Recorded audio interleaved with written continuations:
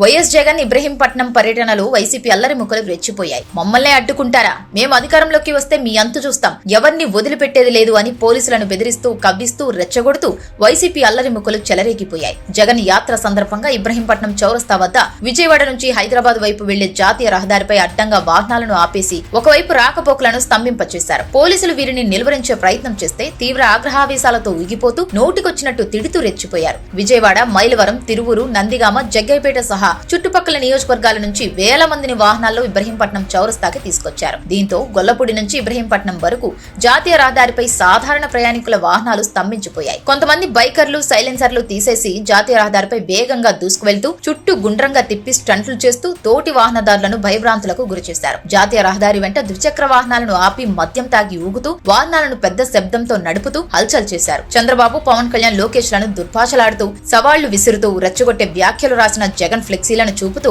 పైశాచికత్వం ప్రదర్శించారు.